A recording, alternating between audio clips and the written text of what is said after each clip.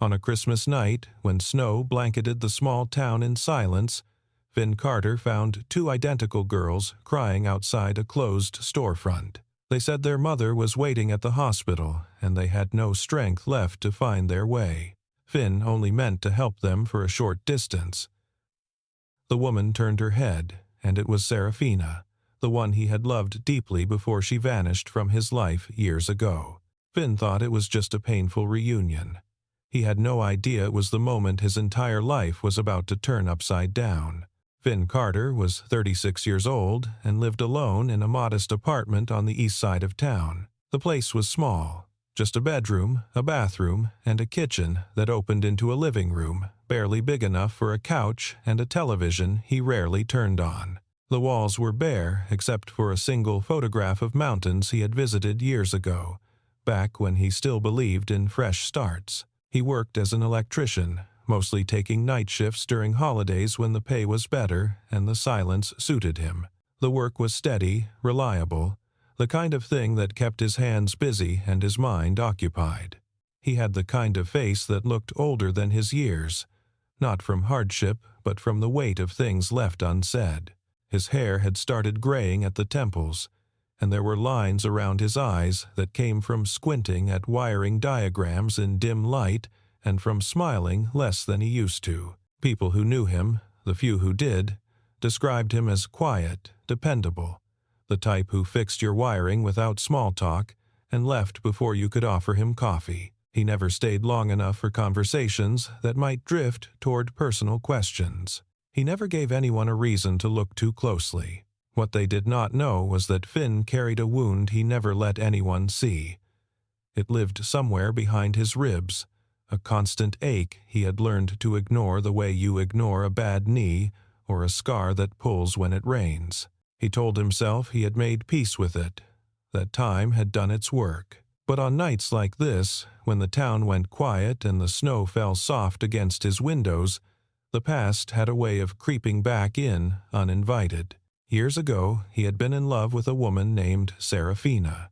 It was the kind of love that felt like breathing, effortless and essential. She had a laugh that could light up a room, and a way of looking at him that made him feel like he mattered, like he was more than just the sum of his broken parts. They had talked about building a life together, about a house with a yard and maybe, someday, children. Finn had believed in it all with a certainty that frightened him, because he had never believed in anything that much before. But it ended the way fragile things do, shattering in a moment he replayed endlessly in the years that followed. There had been a fight, an accusation, words exchanged in anger that neither of them took back. Finn had seen her with another man, laughing in a way that felt too intimate, too familiar. His chest had tightened with a jealousy he did not know he was capable of. He confronted her that night, his voice louder than he meant it to be, his hurt turning into anger because anger was easier than admitting how deeply she could wound him. She tried to explain, her eyes wide and desperate, but he was too consumed by his own pain to listen. He said things he did not mean, things designed to hurt her the way he was hurting. She cried and begged him to stay, to let her explain, to just listen for 1 minute. But Finn had already made up his mind. He walked out, slamming the door behind him with a finality that echoed for years. He left town the next morning, packing his life into boxes and loading them into a truck before the sun came up. He told himself it was the right thing to do, that she had broken his trust and he deserved better. But deep down, in the places he did not like to examine too closely, he knew he had been a coward. He had been too afraid to hear the truth, whatever it was, too afraid that staying would mean forgiving her, and forgiving her would mean admitting how much power she had over him. So he ran. He built a new life in a new place, one where no one knew his name or his history. He worked and ate and slept and told himself he was fine. And most days he was. Most days he did not think about her at all. Christmas Eve found him finishing a repair job at a commercial building downtown, replacing faulty circuits in an office that would be empty until the new year. The work had taken longer than expected, and by the time he packed up his tools and locked the building behind him, the streets were empty except for the occasional car passing through the snow. The sidewalks gleamed white under the street lamps, untouched except for his footprints trailing behind him. Finn pulled his coat tighter against the cold and started the walk home, his breath forming clouds in the frozen air. The town looked peaceful, almost magical, the way it always did when snow covered the rough edges and made everything soft. He was halfway down Main Street when he heard it, a small, choked sound that did not belong in the stillness. It was the kind of crying that came from trying not to cry, from swallowing sobs until they forced their way out anyway. Finn stopped and turned, his boots crunching in the fresh powder. Two little girls stood under the awning of a closed bakery, their small bodies pressed together as if trying to share warmth. They were identical in every way, blonde hair falling past their shoulders in tangled waves, faces red from cold and crying. They could not have been older than 7, maybe 8 at most. One of them wore a pink coat with mismatched buttons. The other wore purple, torn at the hem. Neither had gloves. Their hands were clasped together so tightly their knuckles had gone white. Finn hesitated, his hand still on the strap of his tool bag. He was not good with children. He never had been. He did not know what to say to them, how to comfort them, what the right words were. But something about the way they stood there, small and shivering and so achingly vulnerable, made it impossible to walk away. He approached slowly, careful not to startle them, and crouched down to their level. Up close, he could see their eyes were the same shade of green, bright even in the dim light. Tears had frozen on their cheeks. The girl on the left spoke first. Her voice was steady despite the trembling of her chin, the kind of brave that came from having no other choice. She said their mother was at the hospital and they had gone to the pharmacy to get her medicine. But the pharmacy was closed and they got lost trying to find their way back. They did not know which direction to go anymore. Everything looked the same in the dark and snow. The other girl nodded, her grip tightening on her sister's hand until Finn thought their fingers might fuse together. Finn felt something twist in his chest. He asked if they had a phone, already knowing the answer. They shook their heads in unison. He asked if they knew the name of the hospital. They nodded. Mercy General, the one on the west side of town. Finn knew it. He had been there once, years ago, after a fall from a ladder left him with a concussion and 3 stitches above his eye. It was a 20-minute drive, maybe longer with the snow coming down this hard. He looked at them for a long moment, these 2 small strangers who had somehow become his responsibility. Every instinct told him to call someone, to let the authorities handle it, to not get involved. But it was Christmas Eve, and the girls looked so tired, their eyes heavy with exhaustion and fear. He made a decision he did not fully understand, one that felt less like a choice and more like something inevitable. He told them he would drive them there. The relief that flooded their faces made his throat tight. The girls climbed into the back seat of his truck without hesitation, their small bodies moving with practiced efficiency, as if they had done this before, as if they were used to relying on the kindness of strangers. Finn adjusted the heat, turning the dial all the way up until warm air flooded the cab. He glanced at them in the rearview mirror as he pulled onto the empty road.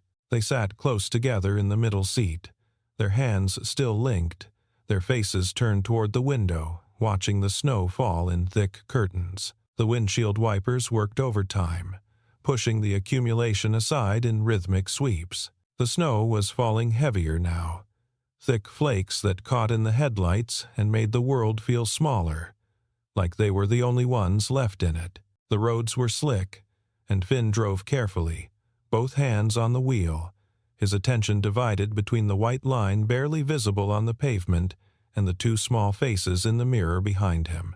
The girl on the right, the quieter one with the purple coat, leaned forward slightly and asked if he was cold. Her voice was soft, tentative, like she was afraid of being a bother. Finn said he was fine, that the heater was working just fine. She shook her head, serious in the way children sometimes are when they know something adults do not. She said he should turn the heat up more because it was really, really cold outside and he did not have gloves either. Her sister agreed immediately, nodding with the same earnest concern. Finn felt something unfamiliar move through him, something warm and uncomfortable and oddly tender. He smiled despite himself and turned the dial another notch, even though he was already starting to sweat under his coat. They drove in silence for a while. The only sounds, the hum of the engine and the soft whisper of snow against glass. Finn focused on the road, on keeping the truck steady, but his mind kept drifting to the girls behind him. There was something about them that felt familiar in a way he could not name, something that tugged at the edges of his awareness like a half-remembered dream. Then the talkative one, the girl in the pink coat, asked what his name was. Finn told her. She repeated it carefully, as if testing how it felt in her mouth. Then she said her name was Matilda and her sister was Louisa. She said it with a kind of formal pride, like she was introducing royalty. Finn repeated the names quietly, committing them to memory. Matilda and Louisa. He found himself wondering what kind of mother chose names like that. Old-fashioned and gentle. The kind of names that felt like they belonged in storybooks. Matilda asked if he had any kids of his own. The question hit him harder than it should have. There was a pause, and then Louisa, who had been mostly quiet until now, spoke up from the back seat. She said he seemed like he would be a good dad. The words landed somewhere in Finn's chest, unexpected and heavy, settling there like stones. He gripped the steering wheel tighter and did not know how to respond, so he said nothing, just swallowed hard and kept driving. As they got closer to the hospital, Louisa leaned against the window and closed her eyes, her breath fogging the cold glass. Without a word, Matilda reached for Finn's work jacket, which had been lying crumpled on the seat between them. She pulled it over her sister like a blanket, tucking it around Louisa's shoulders with a gentleness that seemed too practiced, too careful for someone so young. She smoothed out the wrinkles and made sure it covered Louisa all the way to her chin, the way a mother might, the way someone who had done this many times before would. Finn watched in the mirror, that unfamiliar warmth spreading through his chest again, tightening his throat until it hurt to breathe. These were children who knew how to take care of each other, who had learned too young what it meant to be responsible, to be needed. The hospital appeared through the snow like a beacon, its lights glowing warm and steady against the dark sky. The building rose up out of the white landscape, modern and clean, with rows of illuminated windows that looked like eyes watching their approach. Finn parked near the entrance, the lot almost empty except for a few cars scattered across the spaces, half buried in fresh powder. He turned off the engine and sat for a moment in the sudden silence, listening to the tick of cooling metal and the soft breathing of the girls in the back seat. The girls unbuckled themselves with small, cold, fumbling fingers and climbed out into the snow. Matilda reached for Finn's hand, without thinking, without hesitation, her small fingers wrapping around his with complete and utter trust. Louisa did the same on the other side, still drowsy from the warm truck, but reaching for him automatically. They walked through the automatic doors together, and Finn felt something shift inside him, like a door he had kept locked for years was suddenly being forced open. It was an odd sensation, uncomfortable and warm at the same time, like blood rushing back into a limb that had fallen asleep. The hospital lobby was quiet at this hour, the reception desk staffed by a single nurse who looked up from her computer with tired eyes. The space was decorated for the season, a small Christmas tree blinking in the corner with white lights, garland draped across the desk, paper snowflakes hanging from the ceiling tiles. It all felt surreal, this combination of sterile medical efficiency and forced holiday cheer. Matilda walked up to the desk and told the nurse the room number with the kind of practiced ease that suggested she had done this before. 317. The nurse's expression softened with recognition and concern, and she pointed toward the elevator down the hallway to the left. Finn expected the girls to let go of his hands now, to remember that he was a stranger, that his job was done. But they did not. Instead, they tightened their grip slightly and pulled him gently toward the hallway. Their hands were warm in his now, no longer the frozen little things they had been. They walked past walls painted in calming colors, past a cafeteria that was dark and closed, past a gift shop with stuffed animals visible through the locked gate. Their footsteps echoed on the polished floor, a soft rhythm that filled the empty space. The elevator ride was short but felt interminable. The girls stood on either side of him, still holding on, their faces turned upward watching the numbers change above the door. Finn stared at their reflections in the brushed metal surface. They looked so small standing next to him, their heads barely reaching his waist, their coats still damp from the snow. He wondered again about their mother, about what circumstances had led to two small children wandering alone in the dark. The judgment he had felt earlier was gone, replaced by something closer to empathy, to understanding that life was complicated and sometimes there were no good choices, only necessary ones. The doors opened on the third floor with a soft, musical chime. The hallway stretched out before them, dimmer than the lobby below, most of the rooms dark except for the pale blue glow of monitors. The antiseptic smell was stronger up here, mixed with something that might have been soup from a dinner long since finished. The girls led him past empty chairs arranged in small waiting areas, past closed doors with names written on whiteboards, until they reached room 317. Matilda knocked softly, her knuckles barely making a sound against the wood, and then pushed the door open without waiting for permission. The woman in the bed turned her head toward the sound. Finn saw her profile first, the curve of her cheek, the way her hair fell over her shoulder. Then she turned fully, and their eyes met. It was Serafina. The world seemed to stop. Finn could not move, could not breathe. She looked different, older, thinner, her face pale against the white pillow. But it was her. The same eyes, the same mouth that used to smile at him in a way that made him feel like the only person in the world. She stared at him, her lips parting in shock. Neither of them spoke. The girls ran to her bedside, climbing onto the chair next to her. Serafina pulled them close, her eyes never leaving Finn's face. He did not know how long they stood there, locked in that silent recognition. Finally, Finn took a step back. He said he should go. Serafina opened her mouth as if to say something, but no words came. Finn turned and walked out of the room, his heart pounding so hard he thought it might break through his ribs. He made it to the elevator before he had to stop and lean against the wall. His hands were shaking. He pressed the heels of his palms against his eyes and tried to breathe. He had not thought about her in years. That was a lie. He had thought about her every day. He had just gotten better at pretending he did not. The memory came back in pieces. The argument, the accusation. He had seen her with another man, laughing in a way that felt too intimate. He confronted her, and she tried to explain, but he was too angry to listen. He said things he did not mean. She cried and begged him to stay, to let her explain.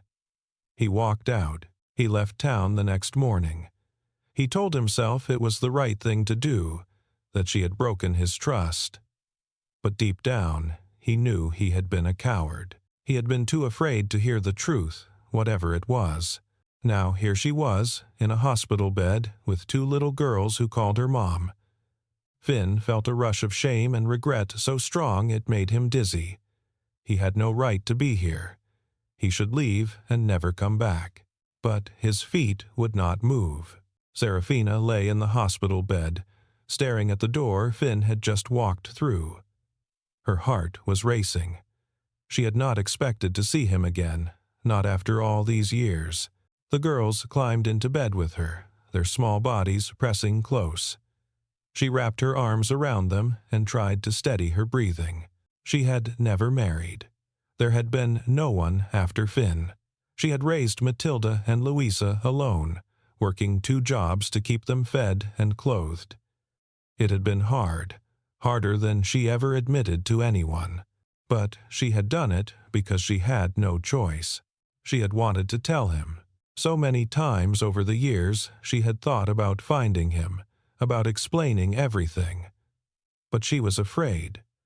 Afraid he would reject her again. Afraid he would not believe her. So she stayed silent and carried the weight alone. Now he was here, and she did not know what to do. The girls asked if she was okay. She nodded and kissed the tops of their heads, her mind racing. Finn did not leave the hospital. He told himself he would wait in the lobby until the girls were settled, just to make sure they were safe. But really, he could not bring himself to walk away. He sat in a plastic chair near the Christmas tree and stared at the lights. His mind kept circling back to the girls. Something about them felt familiar in a way he could not explain. The way Matilda had looked at him when she asked if he was cold. The way Louisa had said he would be a good dad. He thought about the way they had held his hands without hesitation, like it was the most natural thing in the world. He thought about how Matilda had tucked the jacket around her sister, the same way Finn used to tuck his own jacket around Serafina on cold nights. His chest tightened. He stood up and started pacing. He was being ridiculous. It was just a coincidence. Kids were trusting. It did not mean anything. But then he remembered their eyes. Both girls had the same shade of green, flecked with gold. He had seen those eyes before, every morning in the mirror. An older nurse walked by and glanced at him. She asked if he was okay. Finn said yes, automatically. She looked at him more closely and asked if he was family. Finn opened his mouth to say no, but the word stuck in his throat. The nurse smiled kindly and told him the visiting hours were flexible on Christmas Eve if he wanted to go back up. Finn nodded, not trusting himself to speak. The nurse walked away, and he sank back into the chair. His mind was spinning. He needed to calm down, to think clearly. But every time he tried, he saw Matilda's face, Louisa's smile, the way they had looked at him with such easy affection. He stayed in the lobby for another hour, wrestling with thoughts he did not want to name. Finally, he stood and walked back to the elevator. He did not know what he was going to say. He just knew he could not leave without seeing her again. When he reached room 317, he hesitated outside the door. He could hear soft voices inside, the girls talking to their mother. He raised his hand to knock, then lowered it. What was he doing? What did he think was going to happen? Before he could decide, the door opened. Serafina stood there, wrapped in a hospital robe that was too big for her. She looked at him, and for a moment neither of them moved. She said his name, so quietly he almost did not hear it. He said hers. She stepped back and gestured for him to come in. The girls were asleep in the bed, curled around each other like puzzle pieces. Serafina closed the door softly and turned to face him. Her hands were trembling. She crossed her arms to hide it. Finn did not know where to start. He said he was sorry, for leaving, for not listening, for all of it. Serafina shook her head. She said it was not his fault. She should have tried harder to explain. They stood in the dim light of the hospital room, years of silence stretching between them. Finally, Finn asked the question he was afraid to hear the answer to. He asked if she had ever gotten married.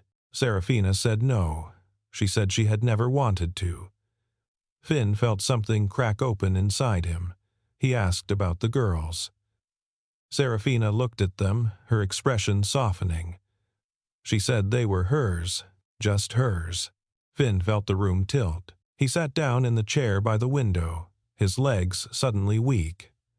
He looked at Matilda and Louisa, really looked at them. The shape of their faces, the curve of their noses, the way Louisa slept with one hand tucked under her cheek, the same way he did. He looked up at Serafina. She was watching him, tears streaming down her face. She did not say anything. She did not have to. Finn stood up, his whole body shaking. He crossed the room and stopped in front of her. He asked her, his voice breaking, if they were his. She said the man he saw her with that day was her doctor, that she had just found out she was pregnant and was asking for advice. She said she called him 100 times after he left, but he never answered. She said she looked for him, but he had disappeared. Finn felt like the floor had dropped out from under him. He sank back into the chair, his head in his hands. 7 years. He had missed 7 years. Serafina knelt in front of him, her hands reaching for his. She said she was sorry.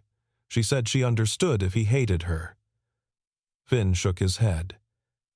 He said he could never hate her. He said he was the one who should be sorry. They stayed like that for a long time, holding each other's hands and crying quietly so they would not wake the girls. When Finn finally looked up, he saw Matilda watching them. She was sitting up in bed, her eyes wide and sleepy. She asked if Uncle Finn was staying. Serafina started to say something, but Matilda interrupted. She said she liked him. She said Louisa did too. Finn felt his throat close up. He looked at Serafina, and she looked back at him, a question in her eyes. Finn nodded. He did not know what he was agreeing to, but it felt right. The next morning, Serafina was discharged from the hospital. Finn drove them home, the girls chattering in the back seat about Christmas and presents and snow. Serafina sat in the passenger seat, her hand resting on the console between them. Finn reached over and covered it with his own. She laced her fingers through his and did not let go. Over the next few days, Finn spent every moment he could with them. He took the girls to see Christmas lights. He helped Serafina cook dinner. He read bedtime stories and tucked blankets and learned the names of stuffed animals. It felt like stepping into a life that had been waiting for him all along. But there was still a truth that had not been spoken out loud. Serafina kept trying to find the right moment, but every time she started, the words got stuck. Finn could feel it too, the weight of something unfinished hanging between them. On the third day, Serafina asked Finn to stay after the girls went to bed. She went to her bedroom and came back with a folder. She handed it to him, her hands shaking. Inside were 2 birth certificates. Matilda Rose, Louisa Grace. The mother's name was filled in. The father's name was blank. Underneath the certificates was a sealed envelope. Finn looked at Serafina. She told him to open it. He pulled out the paper inside. It was a DNA test result dated 2 weeks ago. He scanned the page, his eyes catching on the words that mattered. Probability of paternity, 99.99%. Finn stared at the numbers until they blurred. He looked at Serafina, who was crying again.